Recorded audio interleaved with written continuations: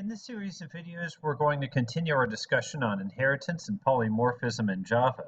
Quick review of where we are right now. We have a user interface class called driver. This is where all of our prompts and our output goes. Then we have a superclass called vehicle, and we've declared subclasses Neon, Cavalier, and Prius. Neon, Cavalier, and Prius inherit all public or protected or basically all non-private attributes and methods from vehicle. A Neon is a very basic vehicle that simply inherits everything without any extra information, any extra logic. A Cavalier is a basic vehicle that also has an option that's convertible. So we're going to add convertible to vehicle to come up with Cavalier. In other words, the Cavalier is the sum of everything in vehicle plus the more specific attribute that is specific to a Cavalier. A Prius is a more complicated vehicle because it is going to inherit all of this, but then it's also going to have certain information about its battery charge. Now, here's an interesting opportunity or an interesting trick that we need to consider right now, which is, what if we don't want to inherit everything? In other words, the go method in vehicle assumes an internal combustion engine. In Prius, it could be using the internal combustion engine, or it could be using the battery. So what if we don't want to assume that we're always using an internal combustion engine? In that case, we're going to want to override this method go, which is what we're going to do in this video. So I'm going to take a look at Prius, and I have a couple of things. I have milliamp hours and miles per milliamp hour. Milliamp hour is how we measure charge of a battery. And in our case, that word is maybe not very obvious, so I'm going to go ahead and rename this to make it something that will make a little more sense. We'll just call it battery charge, or even better, let's just call it battery level, and there we go. Okay, battery level. Now, a few other things I want. I'm going to need private, and we'll say int, and we'll say recharge factor. What this is, recharge factor is a amount in which the battery increases per mile driven under internal combustion. So in other words, if I'm not using the battery to drive, if I'm using the internal combustion engine, how much will the battery recharge? Now, in reality, this is going to be a variable rate. It's going to depend on how much we brake and many other factors. But in our simple example, we'll assume it's a linear factor where we drive 1 mile, we recharge the battery so much. As a matter of fact, let's give that recharge factor, let's give it a default value of 20 milliamp hours. And again, milliamp hour, how we measure the amount of energy that's in a battery. Okay, one more that we're going to add then is a threshold. So we'll say private, and we'll just say battery threshold. And this says, okay, I'm going to run with the battery as long as I have this much charge in the battery. If it's below this level, I'm going to run with the internal combustion engine. So let's go ahead and default this to 10. Okay, looks good. Now we're ready to create some custom logic for our go method. Now I'm going to do a little bit of housekeeping here. This was an example I did before where I already overrode the method. Let's pretend we didn't do that because we're about to do it all over again, and I want to give kind of a fresh perspective. So if I take a look in the superclass called vehicle, we take a look at that, we see there's a go method here that assumes we're always using the internal combustion engine. If my object type is Prius, I do not want to use this go method per se. I want to override it and use one that's more specific to Prius. So I have a couple of options. One option is I can copy the entire method and I can paste it into Prius. And then I can do any kind of custom logic in here that I want. That's one option. There's another option that's a little bit easier, especially if you're working with some vendor supplied software where you might not have the source code. This will still work against compiled code. You can subclass compiled code. That's not only perfectly legal, it's also something that we do quite often, which is something that is a major benefit of using the Java programming language or any object-oriented programming language. What I'm going to do is I'm just going to type the method name here, which is go. Then I'll simply hold Control and hit space, and notice what NetBeans does for me. It says, hey, I see you've typed the word go. There's a superclass method, which is public or it could be protected as well, something that can be overridden. Would you like to override the method go? And I'm going to go ahead and say yes. So I will simply click, and there we go. Notice it puts the @override annotation on the method. Okay, so I'm going to save. I want to take a little side trip for just a moment and explain what the @override annotation does. This is really important if you're working with vendor-supplied software, where that vendor-supplied software might upgrade, but you, as an implementer of that software, might also customize the software. Right now, we're overriding a method. Remember that overriding a method means we have a method signature in a subclass, and there's an identical method signature in the superclass. Well, think about this. What if the method signature in the superclass were to change? We'd no longer be overriding. So if I had this method say go, I'm back in the superclass now, and I said int distance, and I just said boolean foo, just make up an additional parameter, and I hit save, take a look at Prius, you see we now have a compilation error on this method because it says, hey, wait a minute, I don't override a method. So the override annotation, your program will work without it, but it's really to help future-proof your program so that in the future, if the superclass method happens to change, you'll be aware of it. In other words, this is converting a logic error, which is the wrong method running because you're not overwriting it, into a compile time error. Logic errors are notoriously hard to identify. Compile time errors are notoriously easy to identify.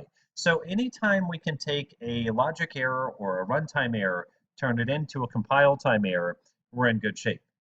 Okay, now take a look at what's happening here. You see it calls super.go.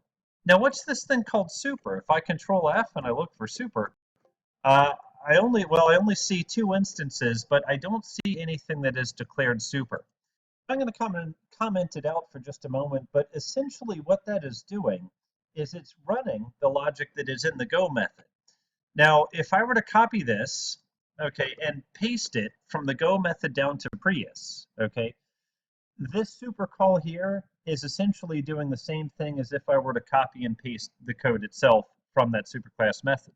But we do not want to copy paste. That's a major no-no in object-oriented programming, because what's going to happen is we'll change this up here, thinking it's changing everything universally. Maybe there's something else we need to add to our go logic, maybe some kind of check to make sure we have enough gas or something like that. If we've copy and pasted it, then we have to go and find every place where we've pasted it and fix that. And that's a lot of maintenance work. We don't want to do that. So instead of copy paste, what we prefer to do is use the super call, which is going to use the same logic in the superclass method. Okay, and I save. Now at this point, we really haven't done a whole lot, believe it or not. We've overridden the method, but all we're doing when we override the method is we're calling the superclass method and getting the exact same behavior that we got before we overrode the method. So let's make this a bit more Prius specific. I'm going to put an if test in here that says if battery level is greater than battery threshold, then let's go ahead and use the old-fashioned internal combustion engine. And you know what? We're also going to need to do some kind of recharging as well. Just a moment there. There we go. Let me fix my if test. There we go. And save. So we probably want to do a little bit of recharging as well. So any normal car is going to recharge the alternator that starts the car. But if yes, when we're running an internal combustion, it is also going to have to charge the battery that's actually driving the car.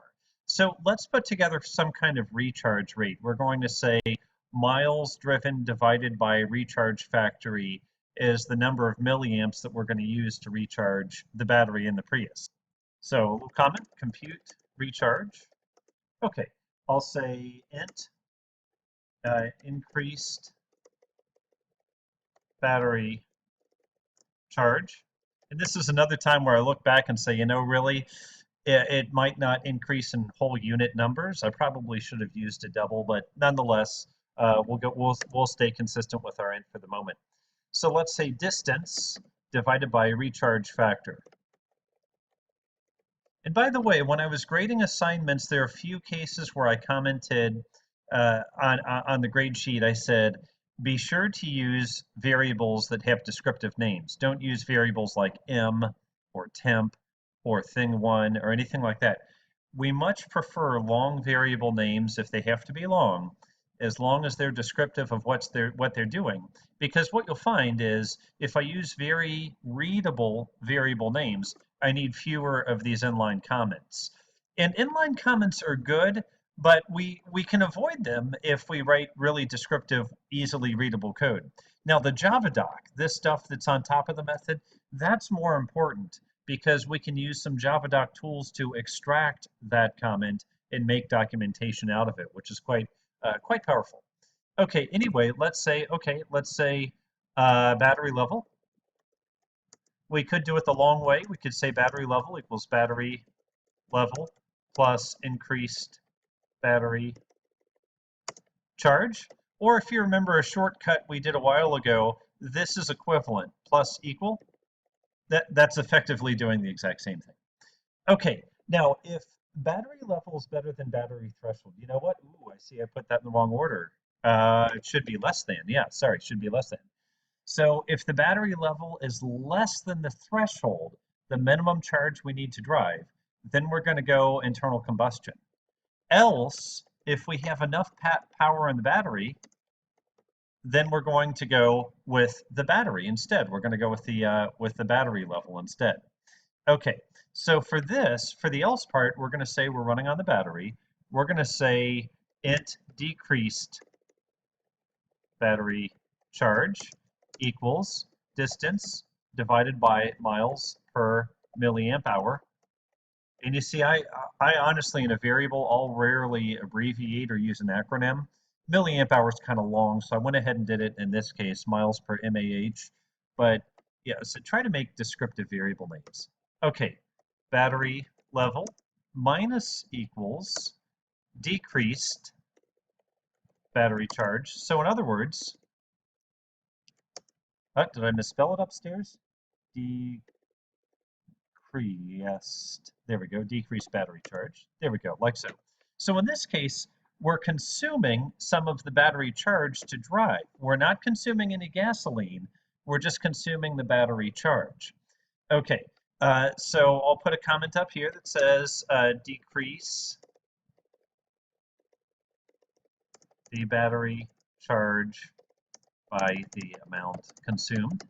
Okay, we still need to increase the odometer to reflect the distance traveled. So what I want to do here is I want to say odometer equals odometer plus distance. But if we take a look, we see that odometer is not declared within our class called Prius. Okay, so take a look, we're going to get odometer has private access in vehicle. Okay, private means that only vehicle can modify or read the value that's in odometer. There are two ways we can fix this. One way, which is much preferred, is that we use the getter and setter methods of odometer. So in other words, I would change it to this. Set odometer, and then we'll say get odometer plus distance. Okay, set odometer, this odometer plus distance. Get odometer plus distance. Looks like I'm off by one paren. There we go. That's perfectly legal. And you see what we're doing here is we are using the public methods, get and set odometer, which we have declared in the superclass. So this is the preferred method, and I'm going to mark this as preferred. If you remember a long time ago, we had a discussion about getter and setter methods in classes and how they're kind of like the stomata that you find on leaves in nature. They control access to the internal structure of the program. So if we're not within the class where this odometer is declared locally, we'd like to call the methods if we're going to access it with the getter method, an accessor method, or change or mutate it with the setter method. So that's how we prefer to do it. But there is another way we can do it. The other way that we can do it is we can change the We can change the access modifier from private to protected. And what that means is we can natively read this odometer variable in the vehicle class or anything that subclasses the vehicle. Now, this is a case that's specifically used in inheritance. And while it's not the preferred way to do it now, I do want to go ahead and demonstrate it because this is the one case where you're going to use it. So we see now I can say odometer equals odometer plus distance. And you see that's perfectly legal. So I'm going to comment out but leave in the source code this set odometer logic and note that that's preferred. Above this one, I'm going to say use protected access to directly access the odometer variable from the superclass. Okay, either one works just as fine. I'll go ahead and save. Now, let's run the program and let's make sure that this method called go is getting accessed. So I'm going to snap a breakpoint here on line 20. And this is line 20 of the class called Prius. I'm also going to snap a breakpoint on the first line of the go method in the class called vehicle. And now I'm going to go to driver, and remember some changes we made to this when we were dealing with the factory method in a few videos prior. If you take a look at line 42, the variable type is vehicle. Okay. Now, if we take a look at where we're assigning this vehicle, remember we made a simple factory method a while ago. Let's take a look. I think it's up here just a little bit more. My vehicle equals create vehicle. We are assigning to this vehicle, my vehicle variable, we're assigning an object that we're creating in this factory method called create vehicle, which we made in a prior video. What I'm getting at, and I know I'm kind of talking in circles on this, but what I'm getting at is the variable type will always be vehicle. The object type is not going to be vehicle. It's going to be Neon, Cavalier, or Prius. So if it's a Prius, if the object type is a Prius, which method is going to run? This one in vehicle or this one in Prius? Let's take a look. I have the debugger going, and remember in NetBeans, let's take a look at debug, and we remember that F8 means step over. In other words, execute this line and move to the next. So we're simply prompting, okay, choose to create car. Also remember one little trick about the NetBeans debugger, the very first J option pane it shows occasionally appears behind NetBeans. So let's go ahead and say Prius, and I'm going to choose OK. And now I'm going to F8 through the remainder of the program. OK. Now take a very careful look here as I mouse over vehicle. Look at this little help text that comes up where it says my vehicle, vehicle.prius. It's confirming here, and you can also tell by the attributes, but it's confirming here that what actually is getting created here is a Prius object. Okay, so I will say step over, and we're back to our prompt user method, and I'm going to F8 several more times. Is it a Cavalier? No. Is it a Prius? We'll take a look here. Enter milliamp hours. Let's start with, let's say 40 milliamp hours. Okay, and we will F8. It sets the milliamp hours. Enter miles per milliamp hour. So how many milliamp hours will take us a mile? Let's say maybe 10 milliamp hours to a mile. I have no idea, what the actual number is going to be. Probably it's going to be quite a few milliamps to drive a mile, but nonetheless. Okay, enter gallons of gas. We'll go ahead and say 20. Okay, and we'll continue to F8, and we'll continue a little more F8. Okay, miles per gallon. We'll say 25. Okay, F8, F8. Odometer, 20,000. Okay, F8, F8. Create another. No, we don't need to create another. Okay. And now we're going to go to prompt for trips. We're going to say 100 miles, enter reimbursement rate 44. Create another trip, yes. Let's say 120 miles, reimbursement rate doesn't matter. Create another trip, yes. Let's say 150 miles. So we're making 3 different trips, and our goal here is to see if we're using the overridden method, which we will be using. Will we toggle between the internal combustion engine and the battery? Okay, create another trip. No, that should be sufficient. Okay, Now we're going to run the vehicle. And first we say print the current state of the vehicle. Okay. Now we're calling the go method of the vehicle. Now careful here. Remember F8 will execute a line and move to the next. In this case, we want to step into this method called go. And therefore, we need to use the F7 method, which is step into. Once again, this vehicle, the variable type is vehicle, as you see on line 112 right up here. But the object type is what is more important, and that object type is Prius.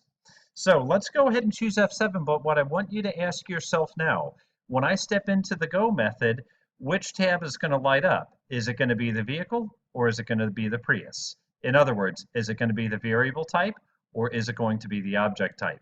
Let's find out. So F7, and where are we? Take a look. We are in the Prius. And what's the battery level? 40. What's the battery threshold? 10. Okay, the battery is charged, so we do not need to run with the internal combustion engine. We can move with just the battery. So this if test will return false, and that's going to take us to the else part. Okay, else part. The decreased battery charge is going to be a factor of the distance traveled divided by the miles per milliamp hour. And what's that come to? That comes to 10. So what was our distance? 100. Miles per milliamp hour is 10. So this is going to decrease our battery charge by 10 milliamp hours. Battery level before is 40. Now I'm going to execute this line, and battery level afterwards is 30. So you see that it has decreased the battery charge by 30 miles. And now we're going to increase the odometer. And finally, we return back to our driver class, our user input class. Okay, so let's go to the next trip. Okay, so this next trip, how far are we going to go?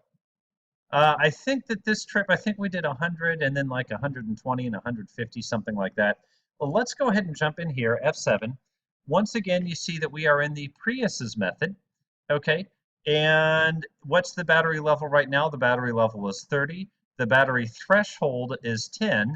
So we still have enough charge to use the internal combustion engine. So I'm going to choose F8. Okay, how much battery have we used this time? We've used 12 units or 12 milliamp hours. What's our new battery level? If I choose F8, we see our new battery level is 18. Now, I'm going to cheat here. I entered 3 trips, and my goal was to have at least one that would use the battery and at least one that would use the internal combustion engine.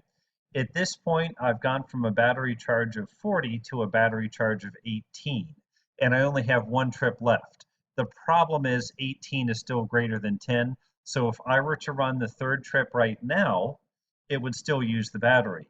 But for purposes of demonstration, I want to show what happens when we use the internal combustion engine.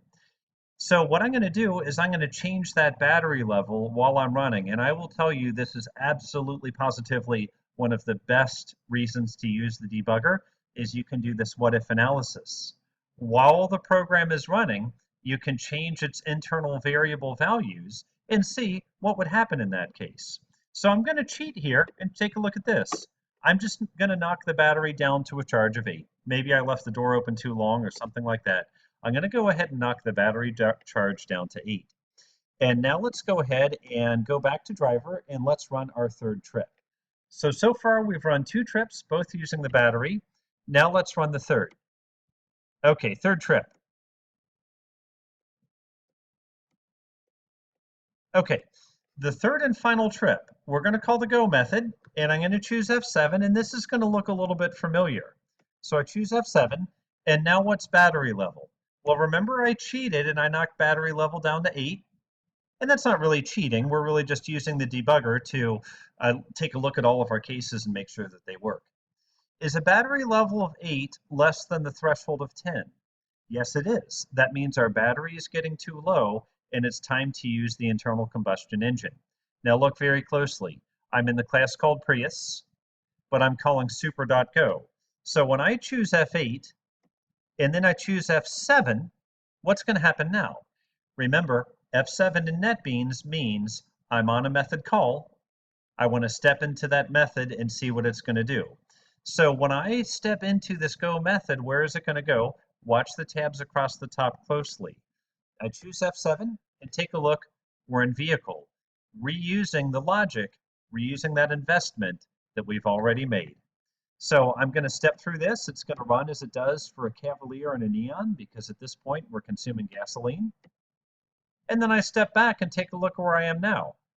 Once that super.go method is finished, I return to the line immediately after the super.go. Okay, so F6, we go ahead and increase the battery charge because we're running on that internal combustion engine. So it looks like we're going to increase it by 7. Okay, and F8, and now what's the battery level? The battery level is 15. In other words, the original charge of 8 plus the new charge of 7. So in this method, we're reusing logic without copy and pasting, but we're still able to enhance it by accounting for charging the battery that can run the car when the car is run in electric mode. At this time, I'm all finished. I'm going to tell it to continue, which just says I no longer want to debug. Okay, I'm going to take a look at my output console, and let me see if I can expand this just a bit. And what we should see is a total of 3 trips. A trip is bound by a before and after statement. Okay, so here's trip number 1, here's trip number 2, and here's trip number 3. And let's take a look. What we should see is that the gallons of gas does not change in the first 2 trips because we're only using the battery. Okay, so Prius milliamp hours is 40 to start the first trip. Gallons of gas is 20 to start the first trip. Odometer is 20,000. After the first trip, the battery charge drops to 30. The gallons of gas stays the same because we never called that superclass method. The odometer does increase. Second trip, we start at 30. Gallons of gas is still 20. Odometer starts at 20,100. After the second trip is done, our milliamp hours in the battery is down to 8. The gallons of gas are still the same because remember, we're running on the battery, we're not consuming gasoline, and the odometer is now 20,220 miles. Now the third trip we used gas. So we start with 8 miles per milliamp hour. We start with a charge of 8 milliamps. Gallons of gas starts at 20. Odometer starts at 20,220 miles. Okay, afterwards, we have increased the battery charge because we were recharging it with the internal combustion engine. However, notice that the gallons of gas has dropped from 20 to 8. And sure enough, the odometer has increased again. So this video discussed polymorphism and dynamic binding, which means the object type will tell you what method is called, but the variable type tells you what methods you're allowed to call. That's a very important concept in object-oriented programming, one you're sure to see on an interview. Bookmark this, remember this, refresh yourself next time you have a technical interview. Thank you.